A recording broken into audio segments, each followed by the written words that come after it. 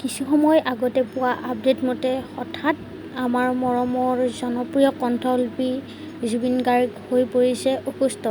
কি হৈছে তাৰ, কিয় অসুস্থ হ'ল সকলোবিলাক আপোনালোকক জনাই আছোঁ। যদিহে মোৰ চেনেলটো ছাবস্ক্ৰাইব কৰা নাই প্লিজ সকলোৱে ছাবস্ক্ৰাইব কৰিব।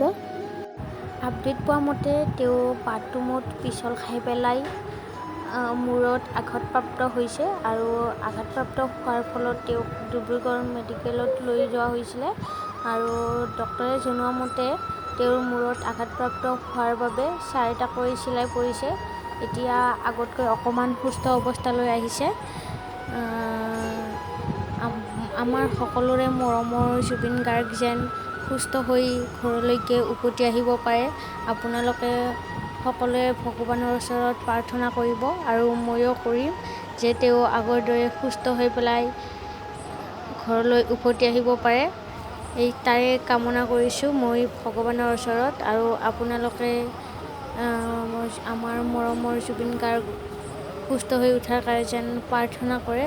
এয়াই ভিডিঅ'টো কেনেকুৱা লাগিলে আপোনালোকে কমেণ্ট বক্সত প্লিজ জনাব আৰু যদিহে ভিডিঅ'টো ভাল লাগে তেতিয়াহ'লে লাইক কমেণ্ট শ্বেয়াৰ আৰু যিসকলে মোৰ চেনেলত নতুনকৈ আহিছে প্লিজ মোৰ চেনেলটো ছাবস্ক্ৰাইব কৰি কাষত থকা বেল আইকনটো প্লিজ দবাই দিব।